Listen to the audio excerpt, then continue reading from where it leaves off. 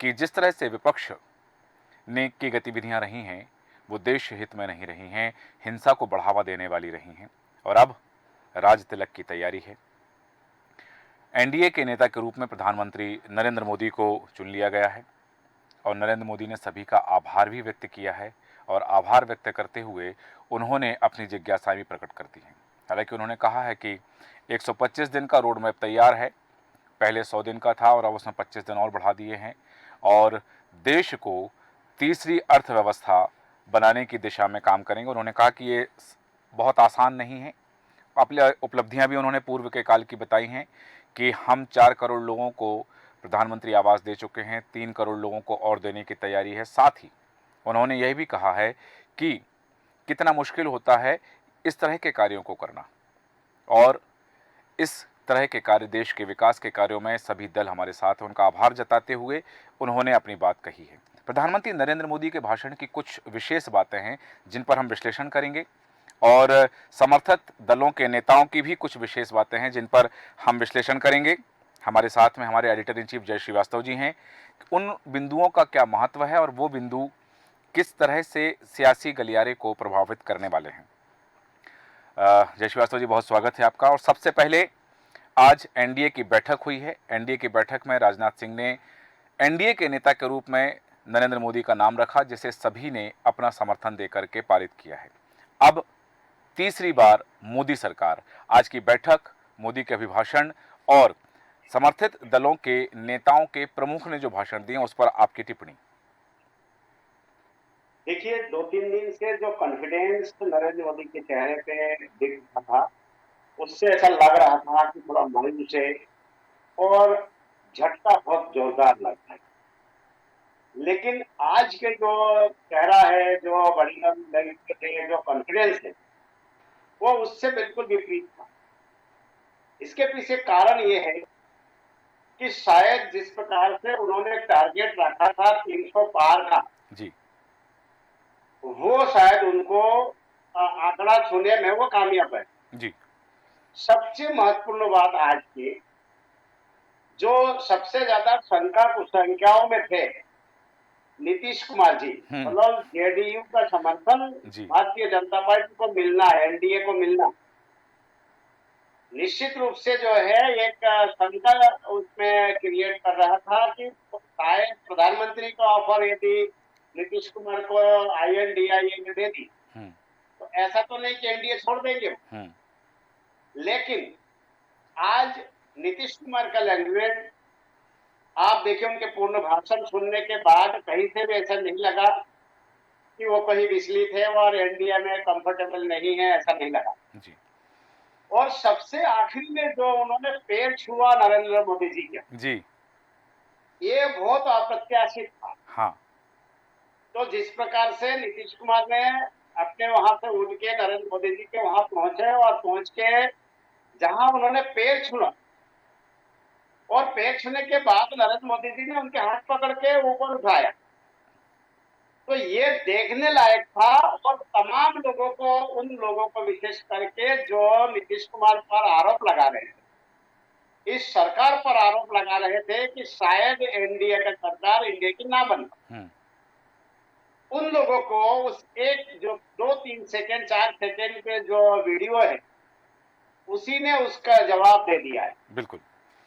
क्योंकि नीतीश कुमार इतने वयोवृद्ध होने के बावजूद, भले ही वो मोदी जी से उम्र में छोटे हो, लेकिन उनके द्वारा मोदी जी के सार्वजनिक स्थान पे कैमरे के सामने पैर छूना, मतलब उन्होंने जवाब देने की कोशिश की है कि तमाम मीडिया हो, तमाम विपक्ष मिलके यदि उनके खिलाफ कोई वातावरण निर्मित कर रहे हैं, जी, लेकिन वो पूर्ण रूप से एनडीए और मोदी के साथ है। बिल्कुल। एक बात जरूर जानना चाहूंगा, आपने जिक्र किया है नीतीश कुमार का, तो यहाँ जैसा कि हमने उनके भाषण में सुना, नीतीश कुमार ने कहा है कि जैसा ये कहेंगे वैसा हम करेंगे और ये उनका समर्पण है, सरेंडर है कि क्योंकि हम जिस तरह से सियासी गलियारों में चर्चाएं थी कि बहुत सारी बातें मुस्लिम आरक्षण को लेकर के, सीए को लेकर के, एनआरसी को लेकर के, इस तरह को लेकर के बात, अग्निवीर पर भी उनकी सहमति नहीं थी। तो अब यदि ये देखा जाए उनका अभिभाषण जो था, जो भाषण दिया है नीतीश कुमार ने कि जैसा ये कहेंगे हम वैसा करेंगे और हमेशा इनके साथ में है,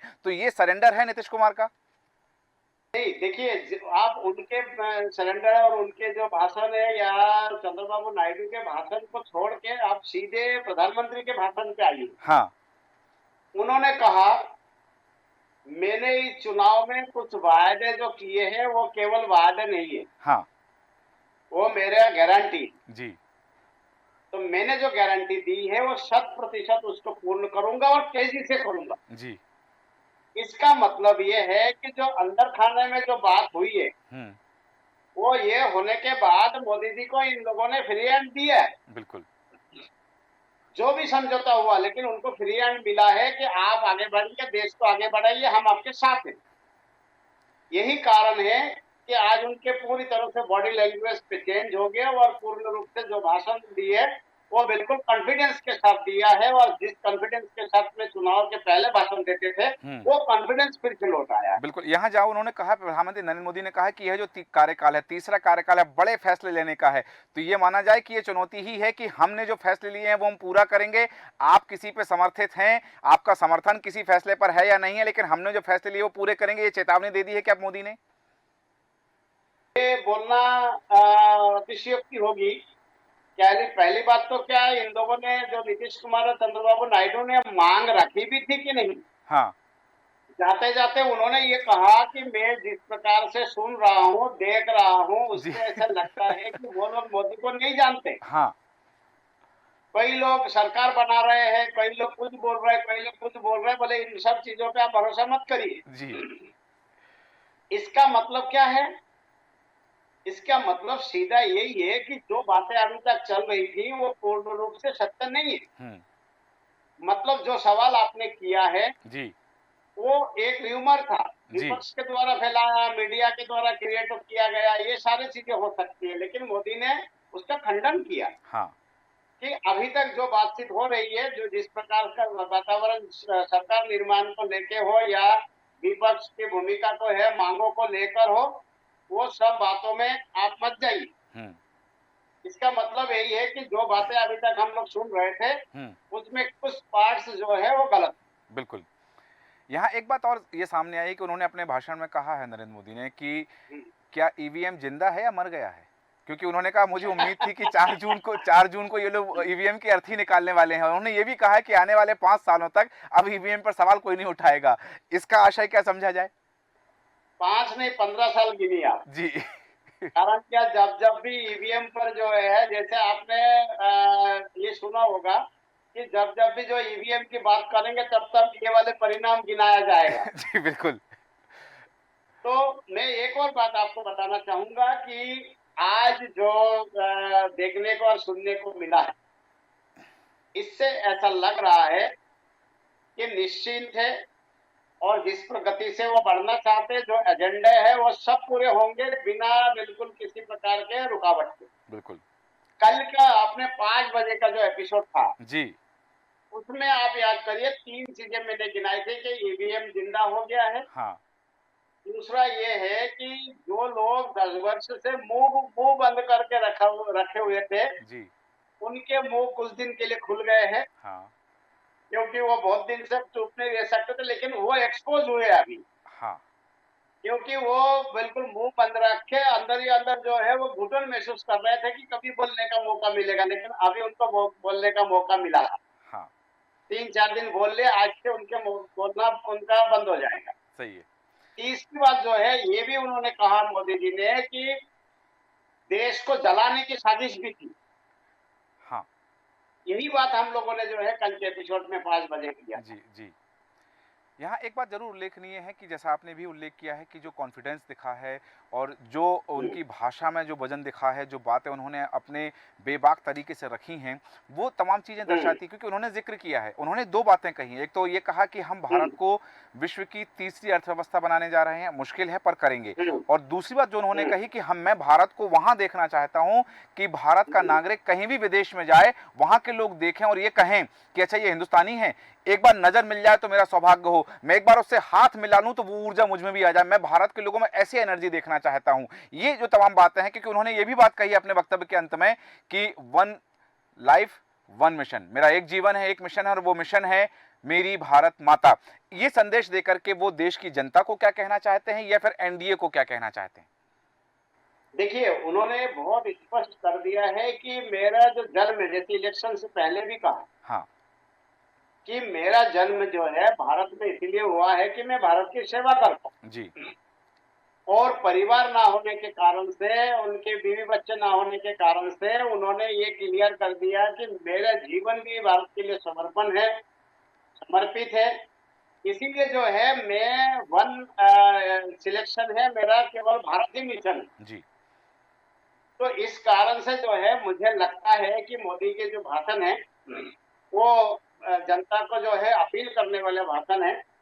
और जिस प्रकार से जो है विपक्ष और ये मोदी सर के पूरे सब लोग दल मिलके जिस प्रकार आज वातावरण निर्मित अभी हुई है, मुझे लगता है कि ये बहुत अच्छा है। और उनको जो विरोधी है उनको शानदार रूप से जवाब दिया है। विपक्ष। उन्होंने ये कहा जी। कि 60 साल बाद हमें भी 240 सीटें मिली, हाँ। किसी एक पार्टी को जो है हमारे अलावा हाँ। किसी को इतने सीटें नहीं मिली थी। हाँ। हमको 2014 में मिला, 19 में मिला, अभी भी मिला। और वो लोग जो 100 भी पूरा नहीं कर पाए वो हमको हारा हुआ मान रहे हैं, बोले हार गए, वो हार गए। हाँ। हाँ। बोले लोग उनके वैसे हंस रहे। तो निश्चित रूप से जो है अब उन्होंने एक और बात कही, जी। बहुत महत्वपूर्ण बात है। उन्होंने कहा कि अब जिस बहुत धीरे गति से जो है जो मतलब डूब रहे थे, अब बहुत तेजी से वो गर्त में जाएंगे। इसका भी आकलन करना पड़ेगा जी। कि इसका मतलब है कि क्या इसका मतलब है और क्या संदेश देना चाहते हैं। इसके मतलब सीधे राहुल गांधी को संदेश दिया है, हम्म। जो हमने नारा दिया था कि कांग्रेस मुक्त भारत। जी। तो कांग्रेस मुक्त भारत को कुछ सीटें और बढ़ गई तो उन्होंने बहुत ज्यादा चिल्ला पुकार मचा दिया है। हम्म। लेकिन बोले मैं दावे के साथ कहूंगा जो वो धीरे धीरे डूब रहे थे अभी तक, अब वो तेजी से गर्त में जाएंगे। तो इस बात को भी ध्यान में रखना पड़ेगा कि ये गर्त कहीं केजरीवाल के बगल वाला कमरा तो नहीं है। सही कहा आपने कि वो आशय भी हो सकता है, क्योंकि उन्होंने कहा था कि 4 जून के बाद भ्रष्टाचारियों पर कड़ी कार्रवाई करने वालों। यहाँ आपने विपक्ष का जिक्र किया तो एक और मेरी जिज्ञासा है, जो उन्होंने कहा है कि जी 1 जून के बाद जब मतदान खत्म हुआ और 4 जून से पहले जब परिणाम आना शुरू हुए तो विपक्ष ने देश में हिंसा भड़काने का काम किया। ऐसे बयान दिए कि यहां पहुंचो, वहां पहुंचो, ऐसा करो, सर पे कफन बांधो। इस तरह की बात उन्होंने विपक्ष पर निशाना साधा। लेकिन उन्होंने एक बात और कही है कि जो चीज मैं पिछले 10 साल से मिस कर रहा था, एक हेल्दी डिबेट हो, एक परिचर्चा हो, क्रॉस क्वेश्चनिंग हो, बोले वो जो चीज है वो अब मुझे सदन में देखने मिलेगी। क्योंकि उन्होंने कहा कि मैं राष्ट्र के साथ हूं, हम राष्ट्र के साथ हैं। वो हमारे भले विपक्ष में हो, लेकिन वो विपक्ष देश के विपक्ष में नहीं, राष्ट्र के विपक्ष में नहीं है, वो मेरे विपक्ष में है, मेरे खिलाफ है। तो सदन को लेकर के उन्होंने जो एक दृश्य उपस्थित किया है, उस पर आपका अभिमत क्या कहता है? देखिए, दो बातें। एक, सदन ना चलने देना विपक्षियों का जो है एक सोची समझी रणनीति ये है कि हमारे संख्या बल कम थी अभी तक, इसीलिए हम इनसे लड़ नहीं सकते। जी। मतलब वो सतही हार मान के जो है चीख पुकार करते थे। लेकिन अब जो है विपक्ष मजबूत रहेगा तो सदन तो चलना है। सदन में बहस जरूर होगी, जिन बातों को लेके, जिन कामों को लेके, जिन एजेंडों को लेके बहस ही नहीं होती थी, अब उसमें बहस होने लगेगी। हम्म। तो ये कारण भी जो है इसमें भारत को फायदा होगा, पार्लियामेंट में अच्छा नजारा देखने को मिलेगा। बिल्कुल। और अंत में आज की एनडीए की बैठक, और ये जो कहा जा रहा था, जैसे प्रधानमंत्री नरेंद्र मोदी ने खुद कहा कि हारा हुआ मान लिया था, जिनकी 100 सीटें नहीं आई वो हमें हारा हुआ मान रहे थे। और जो आपने अपने वक्तव्य के आरंभ में कहा कि प्रधानमंत्री नरेंद्र मोदी का वो कॉन्फिडेंस, वो तेज और वो ओज उनकी वाणी का फिर से आज देखने मिला है, जो पिछले 2 दिन में नहीं देखने मिला था। तो पूरी इस आज बैठक पर, नरेंद्र मोदी के भाषण पर और एनडीए के सभी दलों के नेताओं की प्रतिक्रिया पर आपकी टिप्पणी अंत में। देखिए, ये कॉन्फिडेंस जो है 3 कारणों से आया है। एक, अभी तक भारतीय जनता पार्टी ने अपना नेता नहीं चुना था, हम्म। एनडीए ने चुन लिया था, लेकिन भारतीय जनता पार्टी ने नहीं चुना। तो आज वो चुनाव हो चुका है। जी। मतलब अब जो है ये शंका जो व्यक्त कर रही थी दूसरी पार्टियां कि ऐसा ना हो कि बीजेपी में विद्रोह हो जाए और कोई दूसरे व्यक्ति का नाम आगे आ जाए और मोदी का विरोध हो जाए कि आपके नाम से बहुमत नहीं मिला, इसीलिए आपको जो है आगे नहीं जाने देंगे। जी। आप यही कोई और जिम्मेदारी संभालिए, प्रधानमंत्री किसी और को बनाएंगे। हुँ। उस पर अभी विराम लग गया। जी। दूसरी बात ये है कि जो बार-बार मैं जो बोल रहा था कि विपक्ष, विशेष करके विपक्ष का विपक्ष की नज़र थी एनडीए आपके जेडीयू और टीडीपी पर। जी। उन्होंने जिस प्रकार से शक्तिशाली प्रदर्शन किया और साथ में रहने के लिए जिस प्रकार तटस्थ रहे और स्ट्रिक्टली निर्णय लिया है कि हम एनडीए के साथ हैं। ये कॉन्फिडेंस दूसरा कारण ये है। तीसरा कारण ये है कि मुझे जो जानकारी मिली है, जो राष्ट्रपति भवन में लेटर जाने वाला है, वो 320 से ऊपर मेंबर्स के जाने वाले हैं। तो यदि ऐसा है 320 का, तो बिना किसी बिल्कुल दबाव में, बिना किसी डर के, बिना किसी खौफ के, बिना किसी जो है दबाव में आकर मोदी जी सब हर वो निर्णय लेंगे जो वो लेना चाहते हैं। बिल्कुल। तो ये जब तीनों चीज़ों की पूर्ति हो गई, तो ये कॉन्फिडेंस, ये एनर्जी, ये सारी चीज़ें चमक हमें जो है मोदी जी के चेहरे पे दिख रही। बिल्कुल। सही कहा आपने कि ये वजह है और ये 3 कारण हैं जिन 3 कारणों से प्रधानमंत्री नरेंद्र मोदी के चेहरे पर वो चमक दोबारा देखी गई है और अब फुल कॉन्फिडेंस के साथ में, पूर्ण आत्मविश्वास के साथ में, समर्थित दलों के साथ में, उनके नेताओं के साथ में सरकार का गठन होने जा रहा है और जैसा कि प्रधानमंत्री नरेंद्र मोदी ने कह दिया है कि ये सरकार जो तीसरा टर्म है, ये जो टर्म है, इस सरकार में बड़े फैसले लिए जाएंगे और वो देश के विकास के लिए होंगे, राष्ट्र के विकास के लिए होंगे और वैश्विक पैमाने पर भी देश की एक नई छवि को वो अंकित करने के लिए अग्रेसित हैं। बहुत बहुत धन्यवाद तमाम विश्लेषण के लिए। हमारे साथ थे हमारे एडिटर इन चीफ जय श्रीवास्तव जी। जैसा कि उन्होंने कहा कि प्रधानमंत्री नरेंद्र मोदी का यह जो विश्लेषण है, यह जो भाषण है और भाषण में उन्होंने जिन चीज़ों का जिक्र किया है, चाहे सबसे पहले उन्होंने आभार जताया है और वो जो घटक दल उनके साथ थे, हम बात करें चिराग पासवान की, हम बात करें जीतन राम मांझी की या फिर पवन कल्याण की, चंद्रबाबू नायडू, और सबसे बड़ी बात है कि चंद्रबाबू नायडू के बाद नीतीश कुमार का जो कृत्य रहा है, नीतीश कुमार ने जो उपक्रम किया है, वो उपक्रम एक बड़ा संदेश देता है। उन्होंने कहा कि मैं तो चाहता हूं कि आप आज ही प्रधानमंत्री पद की शपथ ले लें, लेकिन आपने रविवार का दिन तय किया है, तो उनको प्रधानमंत्री बनते हुए देखना, नरेंद्र मोदी को तीसरी बार प्रधानमंत्री पद की शपथ लेते हुए देखना सभी घटक दलों की उम्मीदें हैं और वो चाहते हैं कि जल्द से जल्द ऐसा हो। हालांकि कहा जा रहा है, सियासी गलियारों में चर्चा है कि आज ही एनडीए समर्थित सभी की सूची और राष्ट्रपति के पास सरकार बनाने का प्रस्ताव भेज दिया जाएगा। उसके बाद में 9 तारीख को शपथ ग्रहण होगा प्रधानमंत्री नरेंद्र मोदी का। अब तीसरी बार मोदी सरकार देश में बनने जा रही है। हमारे खास कार्यक्रम में इतना ही। बने रहें देश न्यूज के साथ। नमस्कार।